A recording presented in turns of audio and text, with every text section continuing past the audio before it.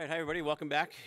So our SKYTalk presenter this afternoon is Sandeep Mehndiratta, Vice President of Enterprise Go-to-Market at Synopsys, where among other things, he's responsible for driving the cloud strategy for the company's EDA solutions. In his presentation, It's Getting Cloudy Out There, Sandeep will discuss some of the drivers and challenges of moving EDA to the cloud and share some experiences of leading design teams who have blazed that trail. Sandeep?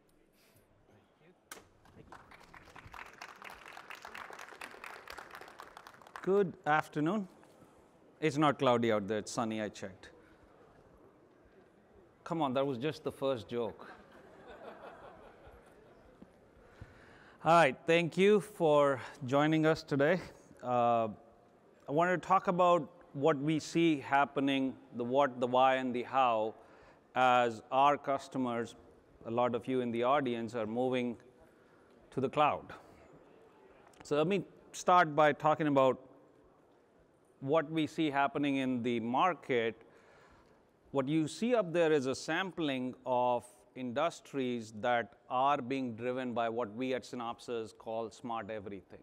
It's the confluence of software, technology, and applications that are driving a demand for more and more chips. Some of the names, some of the industries you will see there, like financial services, are not our typical users or automotive tier ones where you would expect chip design to happen, but that's what's changing in the market today, fueled by that combination, that unique combination of semiconductor and software, which is accelerating the customer experience, accelerating the delivery of technology, accelerating the pace and the time to market at which these technologies are being delivered. And there is the convergence of big data, massive compute that is now available to process that data, combined with the power of machine learning that is driving the macro trends in the market. So software is what is driving differentiation. Software, as an example, when you look at AI applications, whether they are applied to automatic driving, whether they are applied in the latest virtual reality games, whether they are applied in vaccine research, software empowered by chips is what is making this possible. Let's take an example, all the AI applications that are benefiting from purpose-built AI processors with the latency, low latency and high performance that's needed for processing those models, processing the results in real time. The optimization that software and chips provide is delivering. You as our customers are bringing those two together much early in the design cycle, much more often to deliver that system success. Few examples we found recently that show how this unique combination of software and chips is delivering the differentiation. Starbucks, getting into supply chain management, leveraging the software applications that are purpose-built for how their coffee sourced from around the world is traced in the life cycle chain right when it gets to your hands. GE Healthcare and Roche partnering up to build a big data solution for hospitals. It's the chips that are making this possible. Our partner, Microsoft, has a very interesting case study by a small pharmaceutical company called MML, where they are revolutionizing the pace at which they're modeling new pharmaceuticals, leveraging Azure HPC compute, optimized on AMD EPYC processors, leveraging AI technologies. Volkswagen, getting into designing chips. Another great example is Tesla, the full-service self-driving chip that they have delivered to enable the ADAS solution they have today, which is designed to go into level 4 and level 5 self-driving. So let's talk about what is making this possible. What is the underlying evolution or revolution that has made this possible? But before I do that, since we are part of semiconductor, we need to talk about laws. So there are 3 laws that have shaped the evolution of infrastructure in the last 50 years. We all are very familiar with Gordon Moore's law. There's been a lot of press and a lot of analysis on that, on how it is slowing down. Well, maybe it's not slowing down, maybe it's keeping up.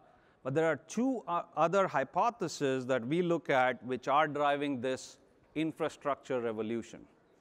Butter's law, which talks about fiber optics, but overall how network bandwidth doubles every 9 months. Much faster pace than when you think about Moore's law.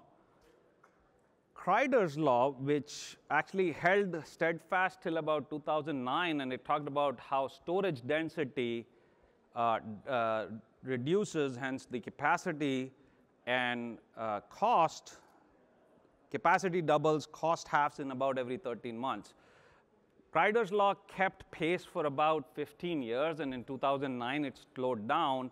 It's at about a 1/3 pace of density right now, but still, when you look at what we as consumers can go buy today in terms of storage capacity, and when you take it at a commercial level, the scale where the confluence of these 3, system performance, network bandwidth, and storage capacity, is driving a revolution in the infrastructure we use. So let's see how that infrastructure has evolved over the years. 80s was purpose-built, application-specific hardware, right? Even for the early days of EDA, we had our own hardware systems. Anybody work on that? Michael? 90s came, Sun revolutionized the whole compute farm, network workstations. And with the onset of open source Unix platforms, Linux, the genesis of compute farms happened, which is the origin of the data centers we all have today and enjoy.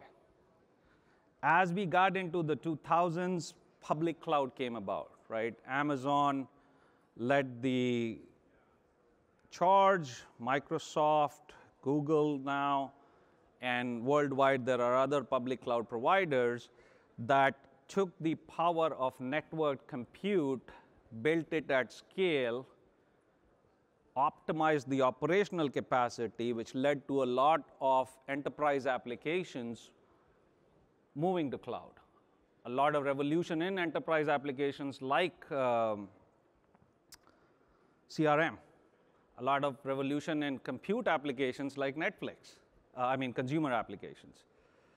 So fast forward to today, this 50-year evolution with compute, storage, and bandwidth brings us to where we are, is a real heterogeneous cloud. You can go on public cloud infrastructure on demand. Supply chain may be a little bit of issue right now, but on demand, get access to the latest Intel x86 platform, Milan AMDs, FPGAs, TPUs, GPUs, even emulation hardware is now available on the cloud. So this revolution in high-performance computing, balanced with the systemic complexity, balanced with the software and hardware convergence, is what's making today's chip-based software applications possible. So, which brings me to why cloud for chip design. We've been doing chip design for a while. That evolution we talked about, a key application that has run is the EDA tools optimized on those machines, used by those companies to build those machines and the hardware. So 3 factors we observe that are driving the accelerated adoption of cloud for chip design. Systemic complexity, and the introduction of AI-based techniques for EDA that are multiplying the demand for compute, whether it be in design optimization, whether it be in intelligent verification. The capacity you need to deliver high-quality results, the power performance area requirements in the times that the schedules are warranting, there's an exponential growth in the compute capacity. On-prem models are restrictive. A typical depreciation cycle our customers tell us for data centers, and we are also operating pretty large systems, is 5 years. A planning cycle, if you have a friendly CIO, is about 6 months, could be longer. So when you contrast that with that exponential demand, and when you want to flex to accelerate the verification cycle to get it done in 4 weeks versus 6, they don't gel together, because your data center operator, justifiably so, does need 6 to 12 months to bring up the new hardware. Then there is a growing appetite, driven by market dynamics we talked about, is to trade off time to market and quality of results for cost. In an operating model, from an OpEx versus point of view, will it cost you more to run cloud versus owning it? Probably. And we'll talk a little bit about the trade-offs of cost management in a bit. But there is a growing appetite by small, medium, large companies that we talk to trade those two off. So a question emerges is, but why now? What changed?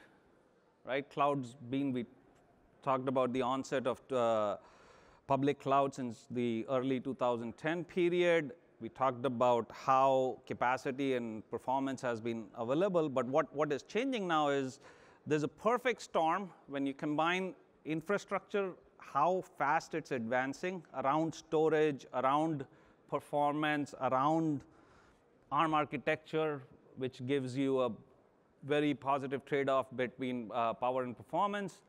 When you combine that with the current supply chain issue and the exploding demand, it's a perfect storm for companies to accelerate adoption of cloud. High-performance computing, our partners in the Amazon, Microsoft, Google have really invested in HPC-optimized compute capacity, capability, and a software stack on top of it. Simple things like schedulers, availability, business models that have helped accelerate that adoption.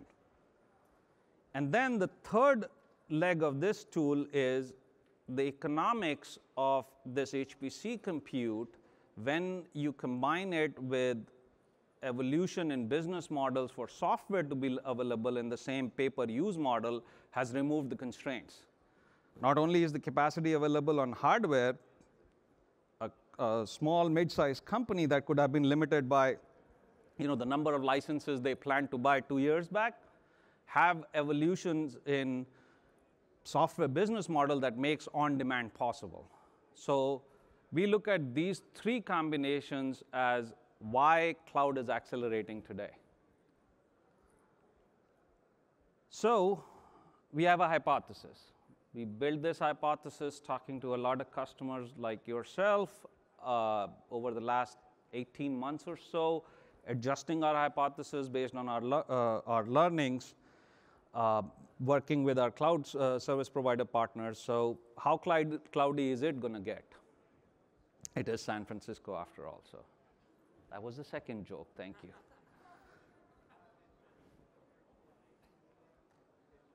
So this ranking or this stacking is based on our assessment of the top semiconductor and system companies in the market that do chip design. So the top 20, we project that they are on a path for somewhere between 20% capacity on public cloud to about 50% in the next 3 years. That's a pretty bold claim, because when we look at some of our largest customers, they are just dipping their toes in cloud, but then there are some others that are very much using that 5-year cycle of hardware upgrade to increase their utilization of public cloud.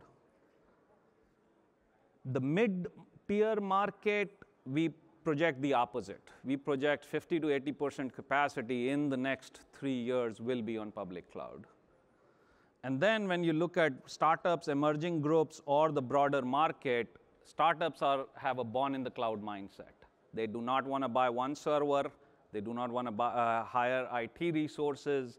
They're looking at just like their HR systems or CRM systems are on the cloud, they want to move their chip design workloads on the cloud from day one.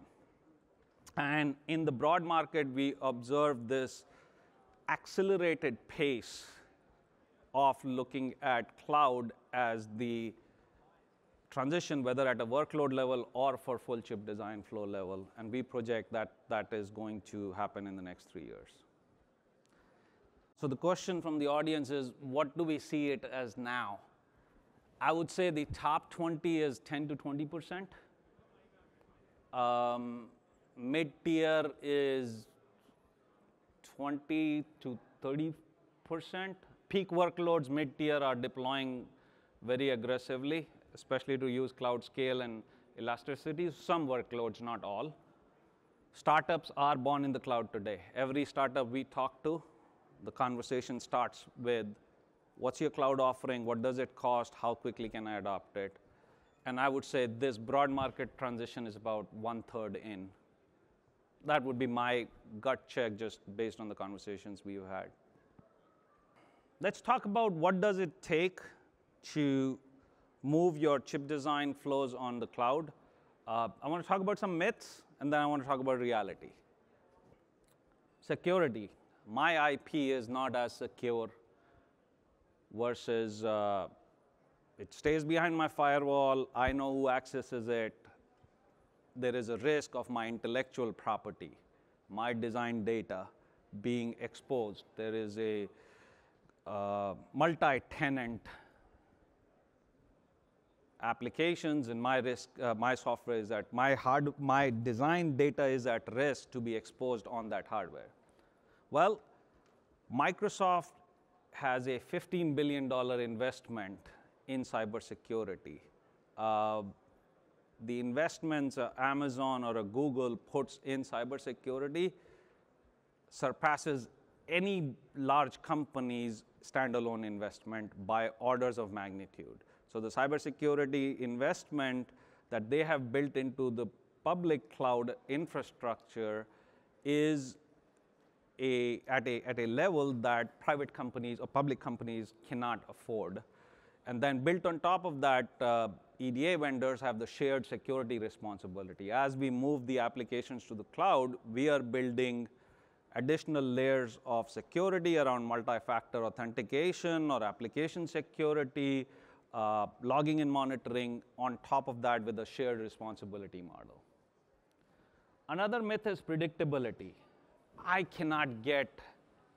need 10,000 cores for this VM in the next few days. I cannot get it. The CapEx investment, this is Q1 data from CRN, the combined CapEx investment between the 3 cloud service providers was $38 billion in Q1. Hypothetically speaking, the largest customers for the hardware vendors are the cloud providers today. So when you think about supply chain issues, I want you to think about who gets preference in supply based on the demand. Another common misconception is that, a myth, is that usability. EDA tools are what I like to call expert-friendly. They are not easy to use. That's why a number of us have jobs, by the way. That's the last joke. Migrating workloads to cloud is too complex, cannot be done. My data is spread out too much. I have too many different sites that collaborate. I have IP that needs to be moved. I have foundry data to manage. So a common myth is that it's undoable. When you look at examples, and I'll talk a little bit more about usability, but when you look at how cloud migration is accelerating, it can be done, it has been done. Does it take a concentrated effort? Does it take planning and expertise? Absolutely. Okay, let me talk about the reality of what we observe working with customers over the last 7, 8 years on their cloud journey. Deployment is complex. When you are moving, when you are a mid to large size company, if you're born in the cloud, if you're a startup, it's a whole different experience. But when you are moving designs in the middle of everything you are doing today into cloud, you have to plan for which workloads. What data can I manage better? How do I go between data back and forth? Cloud providers do not charge you for bringing data in. They do charge you for bringing data out. So you have to do intelligent management of that deployment. And one factor that befuddles the most is, what compute do I use? A typical drop-down menu, the power of the scale Microsoft or a Google or an Amazon provides is the choice. But that choice translates to us looking at the drop-down menu. There were like 200 VMs on one of the leading CSPs. 200. How do I know what to use? So the deployment effort, the planning to scale workloads into cloud is something that requires an investment and a thoughtful approach. Cost management. Data centers are built on a CFO's CapEx model. That's why the depreciation happens at a 20% rate over 5 years. There is a transition. Cloud deployment is an OpEx model. There's a risk of runaway consumption.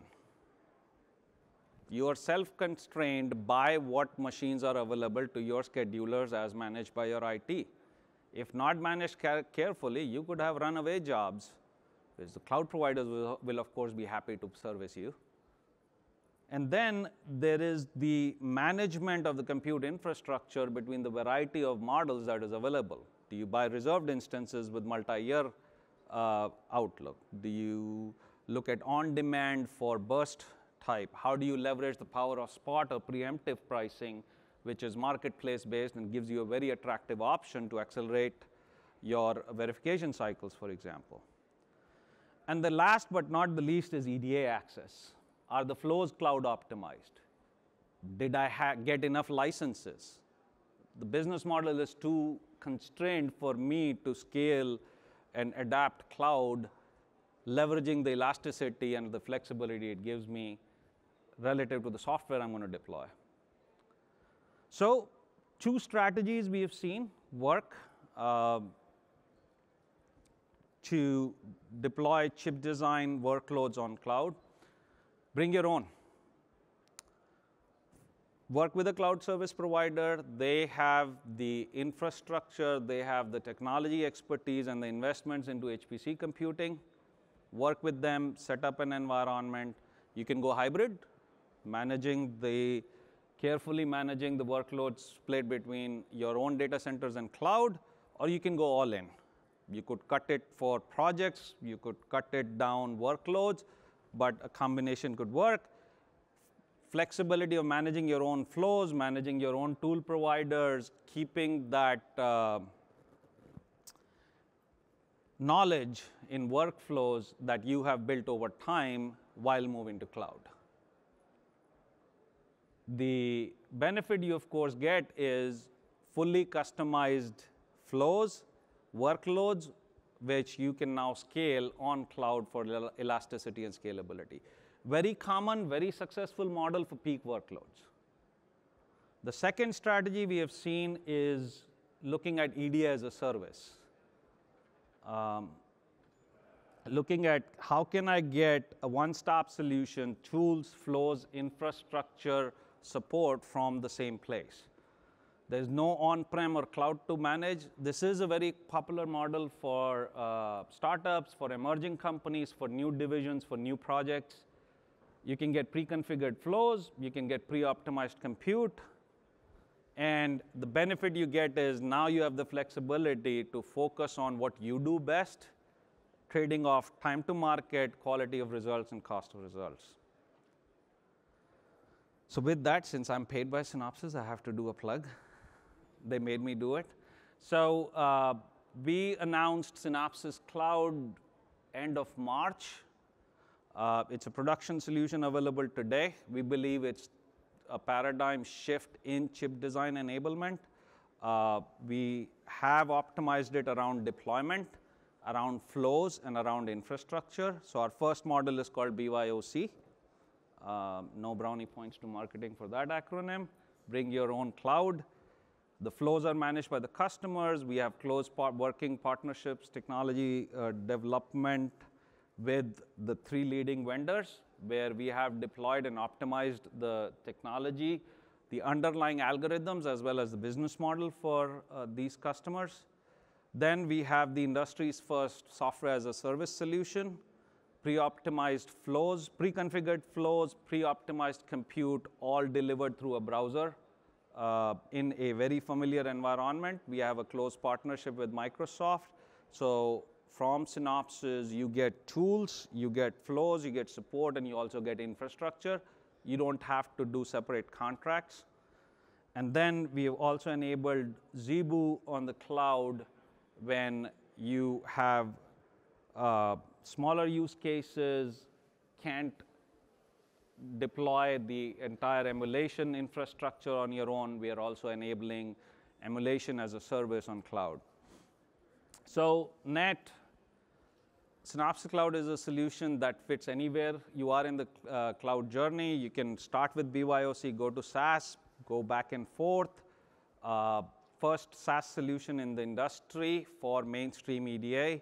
And then a key differentiator, the industry's first real pay-per-use model, where you don't have to figure out what tool to buy when for how long. We provide it all on real demand, on-demand basis. With that, thank you very much for your attention. I think we have a few minutes for questions.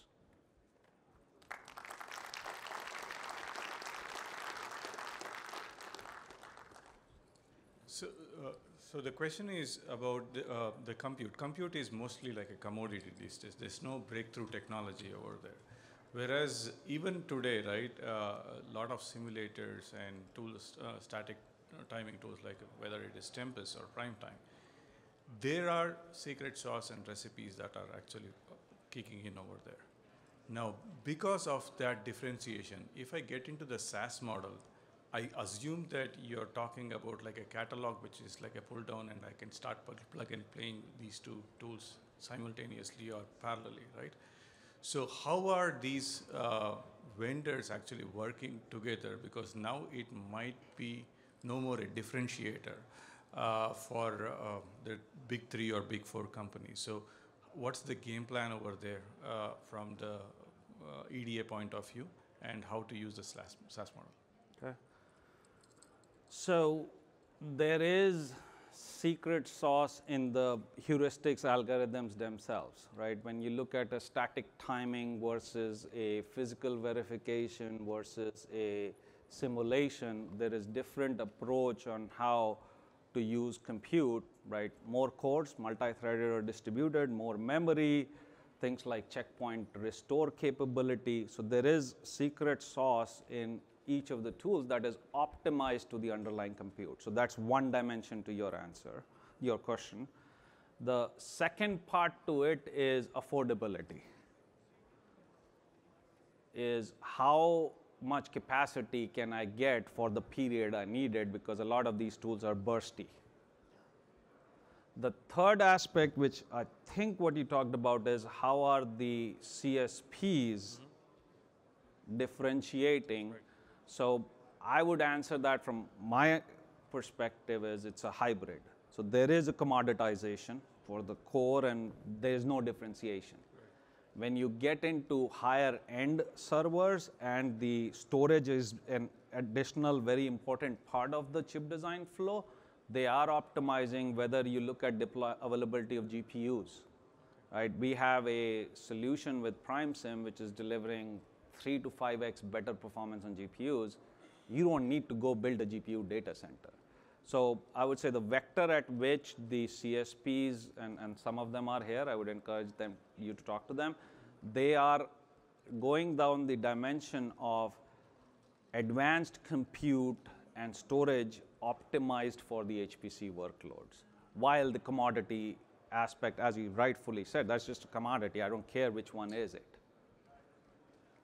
Okay, thank you. In a way, we are naturally heading towards dual vendor strategy, right? With these SaaS models and other things, we have everybody there. So is that okay with the? I'll reserve comment on that. Okay.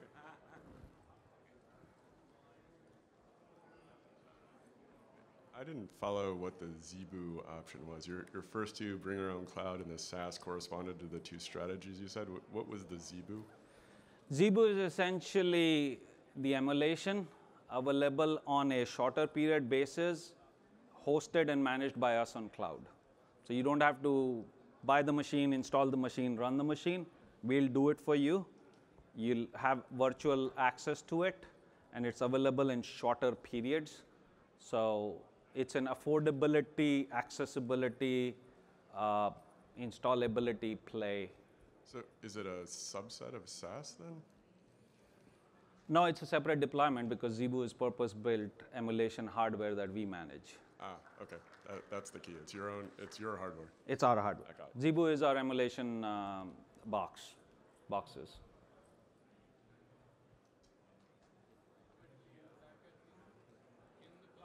Okay. So the question is, in case of ZeBu, because you do require, other than the emulation hardware, you do require compute resources for compilation. And the answer is yes. Through the hosted service, we will provide the compute hardware too for compilation. Okay. So the question is, how does this model work? Because if my flow is a mixed vendor flow, I got tools from multiple vendors in my front to back flow, how does the model work? So the bring your own cloud model, you have the flexibility. You're managing your own flow, you're managing your vendors, you're managing the data. So that is an approach if you do have a mixed vendor flow. With the SaaS model, we are partnering up with other vendors in the industry, which we'll be announcing in the near future. But we have partnerships and we have engagements already where we realize that there needs to be a cross interoperable vendor flows. So come talk to us. I think we need to look at the specifics. Okay, excellent question. The question is, since cloud gives the democratization, I would call it, to GPUs, because one, there's availability problem, two, there's affordability problem with GPUs.